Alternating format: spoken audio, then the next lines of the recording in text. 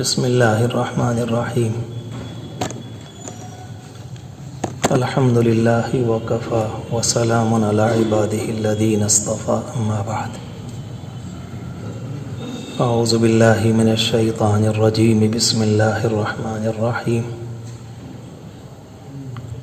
وما ارسلنا من رسول الا لیطاع بإذن اللہ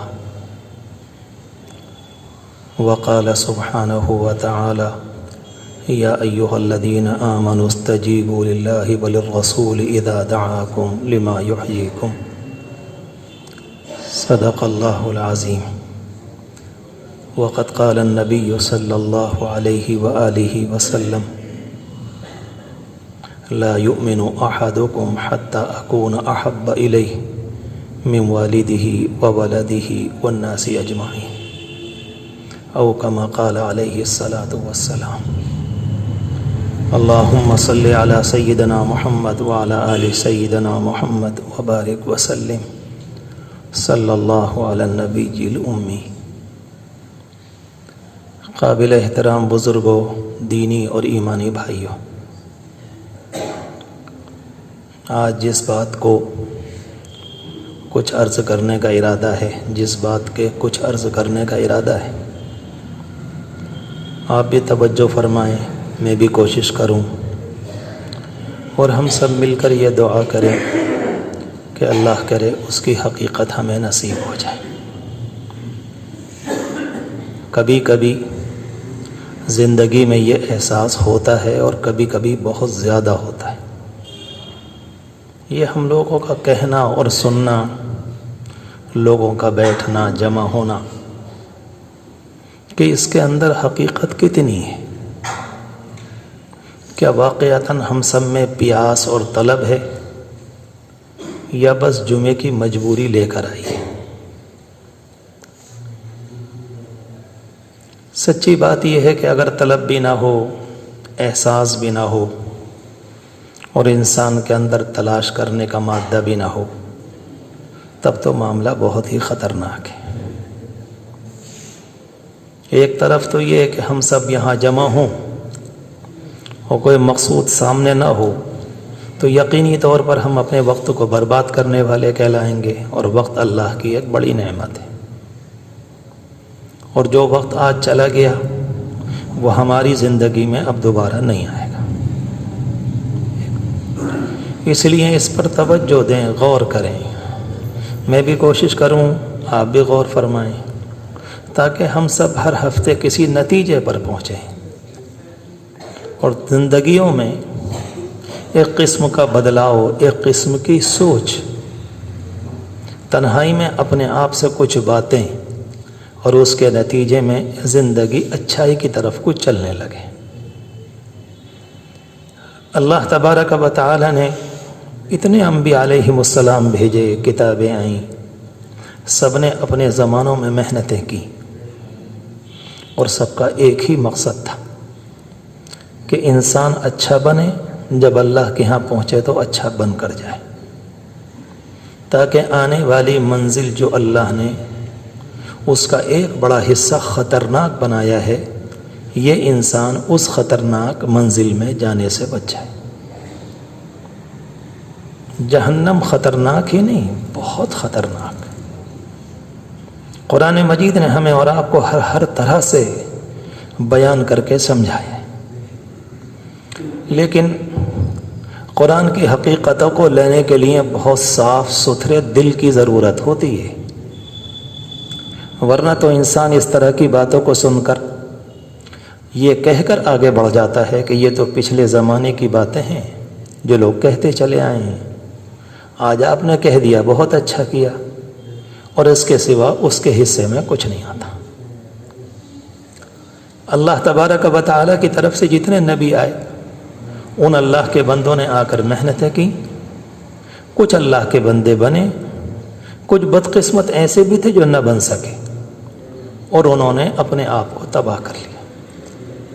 تباہ کرنے کے نتیجے میں اللہ نے ان کے لیے قیامت کے بعد یا مرنے کے بعد جو منزلیں طے کی ہیں کہ ان کا یہ انجام ہے، حضور پاک علیہ الصلاۃ والسلام کو اللہ نے وہ علم دیا تھا کہ آپ نے اپنے علم کے ذریعے ان کے اس انجام کو اس دنیا میں بیان کر دیا۔ یہ بہت گہری حقیقت ہے۔ کبھی آپ کو خواب میں دکھلایا گیا، کسی موقع پر آپ نے سفر معراج میں اپنی آنکھوں سے دیکھا، اور بعض موقعوں پر اللہ کے دیے ہوئے علم کے نتیجے میں آپ نے انسانوں کو بتایا۔ مختلف حدیثیں۔ ایک موقع پر آپ نے ایک صاحب کے لیے فرمایا کہ میں نے ان کو جہنم میں دیکھا کہ اللہ نے ان کے پاؤں میں آگ کی جوتیاں پہنائی، جس کے نتیجے میں ان کا سر ہانڈی کی طرح کھولا۔ جب قیامت اور اس کے بعد کی منزلیں برحق ہیں، کوئی مانے یا نہ مانے، تو پھر اللہ کے رسول علیہ الصلاۃ والسلام اتنا کھول کھول کر کیوں بیان کر گئے؟ اللہ کو معلوم ہے کہ انسان کی فطرت یہ ہے کہ آج جاگتا ہے شام کو سو جاتا ہے، شام کو جاگتا ہے صبح سو جاتا ہے، پھر بھولتا ہے، پھر بھولتا ہے۔ اور اللہ کے رسول علیہ السلام کی رحمت نے لاکھوں جتن کیے، صحیح لفظ ہے، کسی طرح سے ان انسانوں کے اندر یہ بات آ جائے۔ کبھی آپ نے یہ فرمایا کہ مجھے یہ منظر دکھلایا گیا کہ ایک صاحب کی آنتیں نکلی ہوئی ہیں اور وہ اپنی آنتوں کو جہنم میں گھسیٹتا پھر رہا ہے۔ کہ یہ کون ہیں؟ انسانوں کو اچھی باتیں بتاتے تھے، یہ خود عمل نہیں کرتے تھے۔ الامان الحفیظ، اللہ محفوظ فرمائے۔ میں نے یہ بات اس لیے عرض کی کہ انبیاء علیہم الصلاۃ والسلام نے آنے کے بعد، اور خاص طور سے حضور پاک علیہ الصلاۃ والسلام نے تشریف لانے کے بعد، امت تک پیغام کے پہنچانے میں ذرہ برابر کسر اٹھا کے نہ رکھی۔ جس طرح سے ایک انسان بہت بڑا ہو اور وہ بہت چھوٹے کام پر آ جائے، بادشاہ ہے، مان لیجئے اپنے محل میں جھاڑو لگا رہا تھا، آپ کیا کہیں گے؟ اتنا بڑا ہو کر اتنا چھوٹا کام۔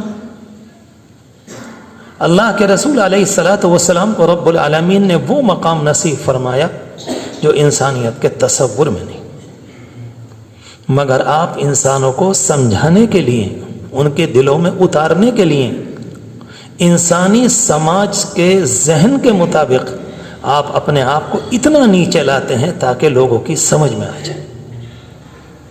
لوگوں کے درمیان رہتے ہیں، انہیں گھلے ملے رہتے ہیں، انہی میں بسے رہتے ہیں، ان سے دل لگی بھی ہے، ان سے مذاق بھی ہے۔ جس وقت وہ مذاق کر رہے ہیں اپنے اس اعلیٰ درجے سے نیچے نہیں ہیں۔ بہت ٹیڑھی بات ہے سمجھنے کی، لوگوں کو غلط فہمیاں ہو جاتی ہے کہ نبی مذاق کر رہے ہیں، ہنس رہے ہیں، کھانا کھا رہے ہیں سب کے ساتھ، کبھی کسی کے کاندھے پر ہاتھ رکھ دیا تو کبھی کسی کے ہاتھ کو پکڑ لیا، کبھی کسی کو اس طرح سے، کبھی کسی غیر کے بچے کو اپنے اونٹ پر بیٹھا لیا۔ مشرکین مکہ نے یہیں سے دھوکہ کھایا تھا۔ مالی حاضر رسول، یہ کیسے رسول ہے؟ کھانا بھی کھاتے ہیں، بازاروں میں بھی ٹہلتے چلتے پھرتے۔ جی، اس کو کہتے ہیں اعلیٰ درجے کے مقام پر ہونے کے باوجود انسانوں کو سمجھانے کے لیے اپنے آپ کو نیچے لے آنا۔ اور جس وقت وہ انسانیت کے لیے آخری درجے اپنے آپ کو نیچے لائے ہوئے ہوتے ہیں، اس وقت بھی وہ اللہ کی نگاہ میں سب سے بلند ہوتے ہیں۔ اتنی محنتیں کی آپ نے انسانوں کو سمجھانے کے لیے تاکہ کوئی ایسا نہ بچے جو کل میدان قیامت میں جا کر یہ کہے کہ ہمیں پتہ نہ چلا۔ ان تقولوا یوم القیامت انا کنا عن ھذا غافلین، کل قیامت میں آ کر یہ مت کہنا ہمیں پتہ نہ تھا۔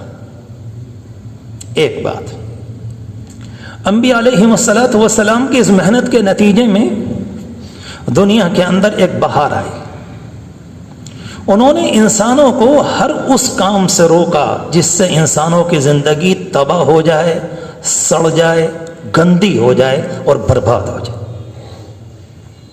چاہے دنیا کی نگاہ میں وہ کتنی ہی ترقی پر کیوں نہ۔ ہر انسان اس بات کو نہیں بتا سکتا کہ اس کے اندر کیا خرابی اور کیا اچھائی، نہیں بتا سکتا۔ ہمارے اور آپ کے سامنے بکری کا گوشت ہے، ہمارے آپ کے سامنے کتے کا گوشت ہے، میں آپ سے معلوم کروں یہ بھی گوشت ہے یہ بھی گوشت ہے؟ آپ تو خاندانی مسلمان ہیں، اس بنیاد پر آپ کہہ دیں گے یہ جائز ہے یہ حرام ہے؟ کسی نئے آدمی سے معلوم کیجئے، کہتے ہیں دونوں میں کیا فرق ہے؟ جب تولیں گے تو یہ بھی 1 کلو کا 1 کلو، یہ بھی 1 کلو کا 1 کلو، اس میں بھی چربی اس میں بھی چربی۔ اللہ تبارک و تعالی نبیوں کو وہ علم دیتا ہے، دنیا کی مشینیں جس ناپاکی، گندگی اور انسانوں کو سڑانے والے جراثیم کا آج تک پتہ نہ لگا سکیں، انبیاء علیہم السلام اللہ کے دیے ہوئے علم کے نتیجے میں فرماتے ہیں یہ گوشت تمہیں انسان نہ رہنے دے گا، اگر تم اسے استعمال کرو گے تم انسان نہیں، تم اشرف المخلوقات ہو، تمہیں اللہ نے معزز بنایا، وَلَقَدْ كَرَّمْنَا بَنِي آدم، ہم نے اولاد آدم کو عزت دی۔ ایسی ایسی چیزیں بیان کی جو انسانوں کے تصور سے بالا تر۔ يُحَرِّمُ عَلَيْهِمُ الْخَبَائِثَ وَيُحِلُّ لَهُمُ الطَّيِّبَاتِ، جب نبی آتے ہیں تو پاک چیزوں کو بتاتے ہیں کہ یہ پاک ہیں، انہیں استعمال کر سکتے ہو، اور جو حرام ہوتی ہیں ان کا آ کر ان کی حرمت کو کھولتے ہیں، حرام ہیں حرام ہیں حرام ہیں، اور ہر طرح سے انسانوں کے ذہن کے اندر اتارنے کی کوشش کرتے ہیں کہ حرام۔ آپ تشریف لائے، محنت کے نتیجے میں لوگ تیار ہوئے، اور انسانوں کو دنیا میں حرام کا پتہ بھی چلا اور حلال کا پتہ بھی چلا۔ جب تک اس دنیا کے انسان نے حرام کو حرام جانا اور پاکیزہ کو پاکیزہ جانا، ہماری تاریخ بتلاتی ہے کہ تقریباً 900 سال تک، یہ 1000 سال تک دنیا میں بہاریں باقی رہی، عجیب و غریب بہاروں کا دور۔ جیسے میں اور آپ کہتے ہیں نا موسم بہار، پتوں پہ بہار، پھول بھی کھل رہے ہیں، کلیاں بھی آ رہی ہیں، درخت بھی ہرے ہرے ہو رہے ہیں، انسانوں کے صحتوں پر شاندار اثر پڑ رہا ہے، بیماریاں بھی کم سے کم ہیں، کہتے ہیں موسم بہار ہے۔ کوئی آدمی کشمیر میں رہ کر آتا ہے تو آپ اس کے چہرے کو دیکھیں سرخ سفید نظر آتا ہے، کیوں؟ اس سے معلوم کریں کہ آپ نے اپنے آپ پر صابن کا استعمال زیادہ کیا؟ کہتا نہیں، لگاتا بھی نہیں۔ کہتے نہیں، موسم ایسا ہے کہ اس کے نتیجے میں انسانوں کی طبیعت اور انسانوں کی جلد میں یہ اثرات آتے۔ اس دنیا میں جب نیکیاں غالب تھیں تو اتنا موسم پر، انسانی طبیعتوں پر، انسان کے ذہن پر اثر پڑا کہ دنیا نے تقریباً اپنی زندگی کا سفر 900 سال تک موسم بہار میں طے کیا۔ مزے ہی مزے، سکون کی زندگی، عافیتیں، لذتیں، برکتیں۔ میں نے شاید کئی دفعہ یہ بات آپ کے درمیان بیان کی، امام ابو داؤد رحمۃ اللہ علیہ اور امام احمد ابن حنبل رحمۃ اللہ علیہ اپنے اپنے وقتوں میں بعض واقعات بیان کرتے ہیں کہ ہم نے اپنی آنکھوں سے برکتوں کو دیکھا ہے۔ ایک محدث کہتے ہیں کہ میں ایک موقع پر غلے کی منڈی میں گیا تو میں نے کھجور، اس کے گیہوں کے دانے کو کھجور کی گٹلی سے بڑا دیکھا ہے۔ اس زمانے کے اندر بھی بنایا جا رہا ہے، کیا کہتے ہیں اس کو، جو لمبی لمبی چیزیں کی جا رہی ہیں، پتہ نہیں۔ یہ وہ نہیں ہے کبھی آپ کہیں گے اس زمانے میں، جی اس زمانے میں چیزوں کو اگر آپ نے بڑھایا ہے تو انسانوں کے لیے زہر کا انتظام کیا۔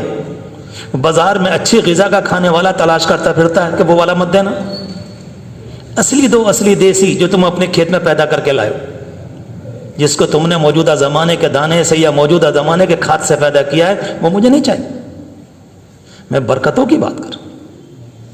ایک محدث فرماتے ہیں کہ میں نے اپنی نگاہ میں ایک منڈی میں، غلے کی منڈی کے اندر کھیرا دیکھا، جب میں نے اسے ناپا تو تقریباً 12 بلشت لمبا تھا۔ اللہ اکبر! رب العالمین نے ایک نظام بنایا ہے۔ غلط فہمی اس زمانے میں یہ ہو گئی کیونکہ اس زمانے کا مزاج چمک دمک کے پیچھے پڑنے کا ہے، صرف اس کے علاوہ کچھ نہیں، چمک دمک۔ اور جتنا ہم اور آپ قیامت سے قریب ہوں گے یہ چمک دمک اور بڑھے گی، اور جب دجال کا دور آئے گا تو چمک دمک انتہا کو پہنچے گی۔ آپ دیکھ لیں، غور کر لیں، ہر جگہ بورڈ، ہر جگہ باتیں، ہر جگہ اظہار، ہر جگہ تشہیر، ہر جگہ شور کا مچانا، ہر جگہ بس اس کے علاوہ کچھ نہیں۔ اللہ تبارک و تعالیٰ نے ہمیں اور آپ کو سمجھانے کے لیے قرآن مجید کی مختلف آیات میں اس حقیقت کو بیان کیا ہے، جس دنیا میں رہ رہے ہو اس دنیا کو سمجھنا۔ اتنی تمام تعلیمات کے باوجود اتنے طریقوں سے حرام سے بچایا گیا، اتنے طریقوں سے حلال کی تعلیم دی گئی، آپ سوچو کیا اس کے بعد بھی کوئی مسلمان باشعور نہ بنے، سمجھدار نہ ہو، اچھے اور برائی میں فیصلہ نہ کر پائے، اپنے آپ کے لیے حرام حلال میں کوئی تفریق نہ کر سکے؟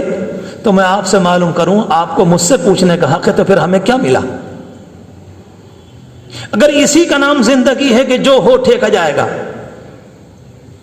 اس کا مطلب یہ نکلا کہ آپ نے انبیاء علیہم الصلاۃ والسلام کی تعلیمات کی قدر نہیں کی، اور ان کی تعلیمات سے ہٹ کر دنیا میں کسی جگہ خیر و برکت نہیں ہے۔ جواب دینے والے جواب دیتے ہیں کہ اس زمانے میں غیر ترقی پر ہیں، مسلمان تنزلی پر ہیں۔ جس کو آپ ترقی کہہ رہے ہیں ہم اس کو ترقی ماننے کو تیار نہیں، کیونکہ آپ کے ذہن میں ترقی کا ایک فارمولہ ہے، جس کے پاس زیادہ پیسے وہ ترقی۔ اس سے زیادہ بکواس، گندی سوچ، سڑی بدبودار سوچ کو دنیا میں ہو نہیں سکتی۔ اسے ترقی کہتے ہیں؟ حول ولا قوت الا باللہ۔ یہ تو دنیا کے اسباب ہیں، ایک چیز ہے، زندگی گزاری جاتی۔ ہمارے حضرت پیر صاحب دامت برکاتہم نے اللہ ان کے سائے کو عافیت سے رکھے، ایک بات لکھی ہے، بولے میں ایک مرتبہ ایک ملک میں گیا، میں نے وہاں جا کر یہ حال دیکھا کہ پیسوں کا، ریل پیل کا، دولت کا یہ حال ہے کہ اگر اس ملک کے سارے لوگ ہاتھ پر ہاتھ رکھ کر بیٹھ جائیں تو 25 سال تک زندگی ایسے ہی چلے گی جیسے اس وقت چلتی۔ گئے تھے پروگرام میں، کہتے پھر میں نے وہاں کے اخبارات دیکھے، لوگوں سے ملاقاتیں کی، کہنے لگے وہاں کے لوگ حضرت یہ تو آپ نے ایک چیز دیکھی ہے بس، مگر دوسری بات یہ ہے کہ ساری دنیا میں جتنے لوگ زہر کھا کر یہاں مرتے ہیں، خودکشی کرتے ہیں، پوری دنیا میں کہیں نہیں کرتے۔ اگر اس کا نام ترقی ہے تو پھر یہ کیوں؟ یہ کیا پریشانی؟ پھر تو یہاں تو کوئی ٹھیک سے مرنے نہیں چاہیے، جب کبھی وقت آئے تو ٹھیک ہے چلا جائے، نہیں اس کا نام نہیں۔ اللہ تبارک و تعالی نے ہماری اور آپ کی رہنمائی فرمائی۔ میں اسی آیت کے لیے میں نے اتنی لمبی چوڑی بات کر دی۔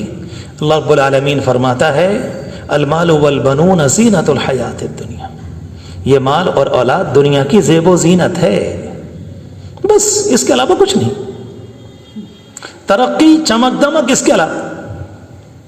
اور ارشاد فرمایا کہ والباقیات الصالحات، رب العالمین کے نزدیک جو چیزیں باقی رہنے والی ہیں وہ تو عمل ہے۔ اگر کسی اللہ کے بندے نے اس کو نہیں سمجھا تو پھر میں نے ابھی عرض کیا کہ کیا سمجھا اس نے۔ ہم اور آپ کوئی نئے مسلمان تو ہے نہیں کہ نو مسلم ہوں کہ صاحب آج کل پرسوں 1 سال 2 سال پہلے ہم اسلام میں داخل ہوئے ہیں، ہمیں کچھ معلومات نہیں ہے۔ موٹی موٹی معلومات تو تقریباً اسلام کی ہر ایک کو ہوتی۔ اس کے باوجود کوئی انسان اسی کو زندگی کا وہ بنا لے اور زندگی گزارنے کا طریقہ ہی وہی ہو، کون سوچے گا اس بات کو؟ میں اور آپ جو بولتے ہیں، میں اور آپ جو دیکھتے ہیں، میں اور آپ جو سنتے ہیں، اس کے اپنے اثرات ہیں۔ مثال کے طور پر عرض کروں، بہت نیچے اتر کر آسان زبان میں، اگر کسی گھر میں حرام کھایا جا رہا ہے، اللہ کی قسم یہ گھر نہیں پنپے گا، نہیں پنپے گا۔ اللہ کے نام پاک کے علاوہ اور کوئی دلیل نہیں میرے پاس، یہ میرا نہیں ہے، قرآن کا کہا ہوا ہے۔ اللہ کے رسول علیہ السلام کی بے شمار حدیثیں کہ پنپنے کی راہیں اس نے بند کر دی، اور تباہی کے اسباب کو اس نے مول لے لیا۔ اب یہ اللہ کا نظام ہے، کب اس کے اوپر تباہیاں آ جائیں، لیکن اس نے اپنے لیے تباہی کے راستے چوپٹ کھول دیے کہ جب آئے گی تو پھر تباہی ہمارا مقدر بنے گی اور ہم اس سے بچ نہیں سکیں۔ اللہ کے رسول علیہ الصلاۃ والسلام ایک موقع پر مدینے کے باہر گئے، جب وہاں سے تشریف لائے، صحابہ کرام کہتے ہیں ہم آپ کے ساتھ تھے، تو آپ نے اچانک اپنی ناک پر ہاتھ رکھا۔ صحابہ کرام کہتے ہیں اللہ کے رسول علیہ السلام یہ کیا؟ ہم نے ایک نئی بات دیکھی۔ اور صحابہ کرام جیسا عاشقوں کا مجمع، وہ تو اپنے نبی کی ایک ایک ادا کو ایسا لگتا ہے جیسے دنیا کا کیمرہ دیکھتا ہے نا، کیمرہ بھی بیچارہ کیا دیکھے گا، جو صحابہ کرام اپنے نبی کی اداؤں کو دیکھتے تھے۔ جب بھی کوئی نئی بات آئی، اللہ کے رسول علیہ السلام یہ کیا، آپ نے فرمایا کہ یہ کیا، آپ نے فرمایا مدینے کے منافقین کچھ مسلمانوں کی غیبت کر رہے تھے، مدینے کے منافقین کچھ مسلمانوں کی غیبت کر رہے تھے، اس غیبت کے نتیجے میں وہ جو غیبت ہوتی ہے اس میں اتنی سڑان تھی، اس نے مجبور کر دیا کہ میں نے اپنے ناک پر ہاتھ رکھ لیا۔ آپ کہیں گے یہ کیا، اور پھر نبی کیوں آئے تھے، یوں تو آتے۔ آپ کہیں گے کہ مجھے اور آپ کو تو نہیں محسوس ہوتا، تو ظاہر بات ہے میں اور آپ نبی تو ہیں نہیں، رب العالمین ان کو اعلیٰ معیار کا بناتا ہے، ان کی قوت شامہ، سونگنے کی قوت اتنی شاندار ہوتی ہے کہ میں اور آپ جن چیزوں کو سونگتے ہیں وہ ان کو تو سونگتے ہیں ہی، مگر رب العالمین ان کو وہ بھی سونگوا دیتا ہے جو دنیا کے عام انسان نہیں سونگ سکتے۔ جبھی تو اللہ کے نبی مجھے اور آپ کو بتائیں گے، اگر یہ والی بات نہیں ہوگی تو پھر مجھے آپ کو کیسے معلوم ہوگا؟ حدیث شریف میں آتا ہے جب کوئی ایک اللہ کا بندہ اپنی زبان سے ایک جملہ جھوٹ کا نکالتا ہے، رحمت کا فرشتہ تقریباً اس کے پاس سے 1 میل دور چلا جاتا ہے کہ تیرے منہ سے اتنی بو نکل رہی، اللہ اکبر، اور زندگی اسی میں مزے میں گزر رہی، اسی میں مزے میں کہ جی ہمیں تو پتہ نہیں چلا، 5 گھنٹے جھوٹ بولیں، 6 گھنٹے، صبح غیبت کریں، شام غیبت کریں، کچھ ہوا کریں، اور ایسا لگتا ہے کہ انسانیت کا ہر فرد اپنی جگہ پر جمع ہوا ہے۔ آپ میرے اپنے ہیں، آپ کی محبت میں کھل کر کہہ لیتا ہوں، آپ یقین جانیں کہ نوبت یہاں آ گئی اسلامی سماج کی، اگر پیٹ بھر کر روٹی مل رہی ہے تو وہ یہ کہتا ہے کہ اب کچھ کرنے میں کوئی پریشانی نہیں، جو وہ چاہے کرو، پیٹ کا مسئلہ حل ہونا چاہیے۔ یہ کیا مسئلہ ہے، یہ کیا مسئلہ ہے، بہت ہوگا، کھانا نہیں ملے گا، بھوکے مر جائیں گے، لیکن کم از کم جائیں گے تو ایمان پر، اوپر کی منزل تو عافیت سے گزرے گی۔ یہ کا زندگی ہے 60 سال 70 سال، دعا تو اس کے لیے بھی یہی ہے کہ رب العالمین بہت رحمتوں والی نصیب فرمائے، عافیت تو یہ ہے، مگر میں نے عرض کیا کہ یہ چیزیں اپنے اندر کچھ رکھتی ہیں اثرات۔ اب ایک انسان اگر غلط طریقے پر دیکھے، غلط طریقے پر بولے، غلط طریقے پر سنے، غلط طریقے پر کام کرے، اس کے گھر میں اس کے اثرات پڑیں گے۔ میں نے اسی وجہ سے بہت آہستہ آہستہ رک کر ایک بات عرض کی، مستقل جھوٹ کے نتیجے میں، مستقل بدنگاہی کے نتیجے میں، مستقل برا سننے کے نتیجے میں، مستقل گندا حرام کھانے کی بنیاد پر گھر میں بچے پل رہے ہوں گے، بڑے ہو رہے ہوں گے، سمجھدار ہو رہے ہوں گے، مگر یہ گندے جراثیم ان کے دل کو گندا کیے بغیر نہیں رہیں گے۔ وَلَا تَقْفُ مَا لَيْسَ لَكَ بِهِ عِلْمٌ إِنَّ السَّمْعَ وَالْبَصَرَ وَالْفُؤَادَ كُلُّ أُولَئِكَ كَانَ عَنْهُ مسئولا۔ قرآن کہتا ہے کسی کے پیچھے مت پڑا کرو، کل کو آنے والے دن میں ان کا محاسبہ۔ اللہ اکبر۔ اللہ تبارک و تعالی نے کلام پاک میں کے موقع پر فرمایا وَضْرِبْ لَهُمْ مَثَلَ الْحَيَاةِ الدُّنْيَا كَمَاءٍ أَنزَلْنَاهُ مِنَ السَّمَاءِ فَاخْتَلَطَ بِهِ نَبَاتُ الْأَرْضِ فَأَصْبَحَ هَشِيمًا تَذْرُوهُ الرِّيَاحُ وَكَانَ اللَّهُ عَلَى كُلِّ شَيْءٍ مُقْتَدِرًا۔ اے پیغمبر ان کو دنیا کی مثال دیجئے، ان کو بتائیے دنیا زندگی کیا ہے۔ نوبت یہاں آ گئی کہ سب کچھ اب تو دنیا ہے۔ اصل میں مسئلہ کیا ہے، بڑے بڑے علماء نے، ماہرین نفسیات نے، جنہوں نے قوموں کو پڑھا ہے، جو قوموں کی نفسیات جانتے ہیں، جنہوں نے قوموں کی تاریخ پر نگاہ ہے جن کی، انہوں نے یہ بات لکھی ہے ہمیشہ نیچے والا اوپر والے طبقے کی غلامی کرتا ہے۔ المغلوب یتقلد الغالب، نیچے والا جو ہوتا ہے اوپر والے کی تقلید کرتا ہے۔ دنیا کے بڑے بڑے ماہرین کی کتابوں میں یہ جملہ ملتا ہے۔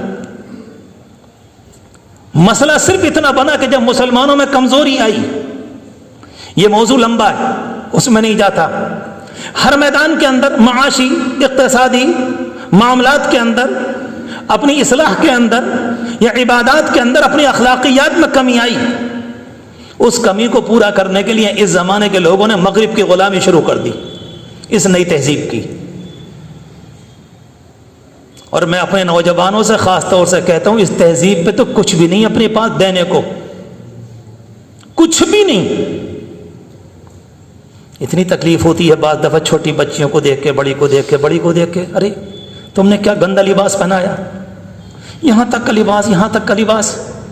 اور اگر شادی میں کچھ غیر مسلم ہو رہے ہوں تو ایسا لگتا ہے کہ سماج کے لوگ شاید محلے کے دباؤ میں ہیں، اگر وہ کہیں گے تو ننگا ہونے کو تیار ہے۔ کس دنیا سے ہاتھ ملا رہے ہو؟ کون سی زندگی تمہارے حصے میں آئی؟ کم از کم ایک بات طے کرو کہ کسی حسین ترین کی بات کو ماننا ہے تو پورے چیلنج کے ساتھ بتاؤ، دنیا میں یہ بات کہی جاتی ہے اللہ کے رسول علیہ الصلوۃ والسلام سے بڑھ کر اس دنیا میں حسین کون آیا؟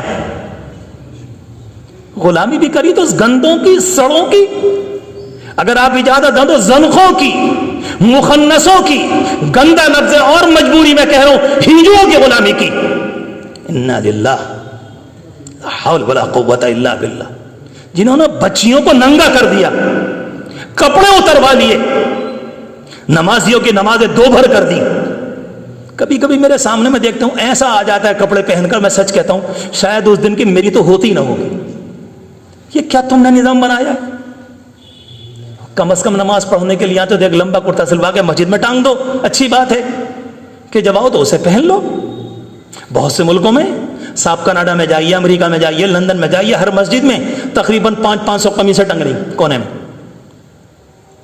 اور اس کے بعد جب بھی کوئی آئے گا تو اپنے اوپر پہنتے ہیں، اور وہ یہاں تک ہوتا ہے گھٹنوں سے نیچے، جیسے ایک لمبا سا کرتا ہوتا ہے، نماز پڑھی اس کو ٹانگ کے چلے گئے۔ کون سی تہذیب ہے جو انسان کو ننگا کر دے؟ مسجد ہے، اللہ کا گھر ہے، ورنہ سچی بات یہ ساری باتیں کہنے کی نہیں، ڈر لگتا ہے کہتے ہوئے کہیں بات حد سے پار نہ ہو جائے۔ رب العالمین فرماتا ہے کما ان انزلناہ من السماء، دنیا کی مثال بالکل اس طرح سے ہے کہ ہم نے آسمان سے پانی اتارا، وہ زمین میں آیا، زمین کے اندر گیا، فاختلط به نبات الارض، زمین کی گھاس پھوس کھیتی اس سے مل گئی، اس کے نتیجے میں بہت ہو گئی، لہلہا اٹھی، ہریالی عام ہو گئی۔ اس کے بعد فرمایا فاصبح حشیما تذروه الرياح، کچھ دن گزرتے ہیں وہ ہریالی پیلی ہو گئی، اس کے بعد بھوسا ہو گئی، اس کے بعد چورا چورا ہو گئی، تذروه الرياح، اس کو ہوائیں اڑائے لیے پھر نہیں۔ کہا دنیا صرف اتنی ہے۔ یہ مثال رب العالمین نے بیان کی تو کیا کسی انسان کی طاقت ہے، کسی ماں کے جنے کی طاقت ہے جو قرآن مجید کی اس آیت کے متعلق یہ کہے کہ نعوذ باللہ خاکم بدعین، خدا کی پناہ کہ قرآن مجید کی اس آیت کے متعلق ہمیں پورا یقین نہیں ہے؟ مالک کائنات بیان کر رہا تھا، کیوں یقین نہیں ہے؟ کیوں نہیں؟ اس نے حقیقت کو اتنا ہی کھول کر بیان کیا کہ دنیا کی قیمت اس سے زیادہ نہیں، دنیا کی قیمت اس سے زیادہ نہیں۔ اور نبی اکرم صلی اللہ علیہ وسلم نے اللہ رب العالمین کے اس ارشاد کو مختلف طرح سے اپنے مختلف موقعوں پر جملوں کے ذریعے اور کھول کر بیان کیا۔ ہرگز یہ نہیں کہا جا رہا ہے شہروں کو چھوڑ دیں، ہرگز یہ نہیں کہا جا رہا ہے سنیاس لے لیں، ہرگز یہ نہیں کہا جا رہا تجارت کو بند کر دیں، ہرگز یہ نہیں کہا جا رہا کہ دنیا سے بے رغبتی، مگر اسلام یہ کہتا ہے ان سب کے ساتھ رہتے ہوئے نمبر 1 پر تمہارا تعلق رب العالمین کی ذات سے ہونا چاہیے، تم اس کے بندے ہو، ورنہ یہ چیزیں ہمارے گھروں کو برباد کیے بغیر نہیں رہے۔ طلاق کا مسئلہ اس سے بدتر، اختلاف کا مسئلہ اس سے خطرناک، جھگڑوں کا مسئلہ اس سے خطرناک، آپسی ناچاقی اس سے خطرناک، نامعلوم کتنے حراموں کے اندر زندگی جی رہے ہیں، کتنا معلوم کتنے حراموں میں، اور اس کے بعد کہتے ہیں کہ اثرات مرتب نہیں ہوں گے۔ ہم نے اپنی اولاد جو رب العالمین نے پاک صاف دی تھی، ہم نے اس کے لیے جو دنیا پیش کر کے تیار کر کے دی ہے وہ نہایت بدترین دنیا کہ بیٹے تم اسی میں پنپتے رہنا، تم اسی میں جیتے رہنا۔ فرمایا المال والبنون زینت الحیات الدنیا، یہ چمک دمک دنیا کی ہے، مال اولاد سارے کے سارے، اور رہنے والی چیز رب العالمین کے اعمال۔ بڑے خوش نصیب ہوتے ہیں اللہ کے وہ بندے جو نمازوں کے ساتھ، قرآن کے ساتھ، دین کے ساتھ، حرام سے بچ کر حلال کے ساتھ زندگی گزارتے ہیں۔ بہت سے لوگ کہتے ہیں اس زمانے میں ہم کیسے بچیں گے، کیا ہوگا اگر حرام سے بچ گئے اور ہم نے کچھ بھی گڑبڑ نہیں کیا تو پھر تو ہمیں تو ایک معمولی روٹی ملے گی۔ خیال غلط ہے۔ رب العالمین فرماتا ہے کہ میری ذمہ داری ہے کہ حلال کے نتیجے میں برکت دوں گا، اور میں نے طے کیا ہے کہ میں تمہارے حرام کو مٹا کر رکھوں گا. پوری کہانی سامنے. ہندوستان کے اندر کیسا دور گزرا کون نہیں جانتا ہے, سب کی کہانی سب کے سامنے. اس لیے میں نے عرض کی بات کہ سمجھیں, اس بات کو دل کی گہرائی میں اتاریں کہ رب العالمین نے برکت اس میں دی.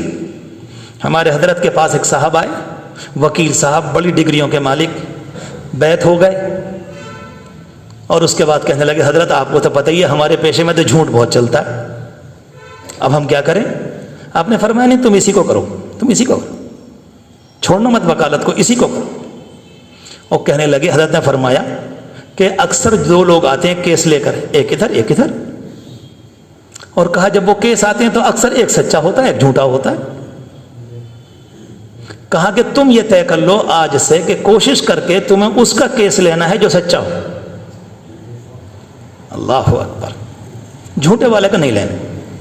کہا ٹھیک ہے. 1 2 3 4 5 6 کچھ زمانے میں یہ بات مشہور ہو گئی, وہ جو وکیل صاحب ہیں وہ سچے کیس لیتے ہیں, لہذا سچے سارے ان کے پاس. وہ تو سچوں کی ہزاروں کی بھیڑ لگ گئی.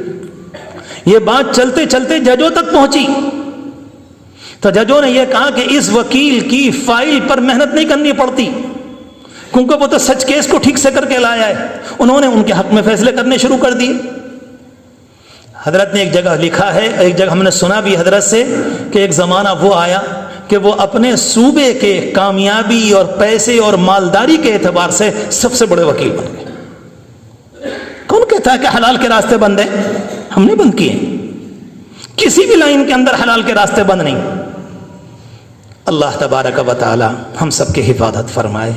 میں نے شروع سے لے کر اب تک جو بات عرض کی اس کا خلاصہ نقل کروں.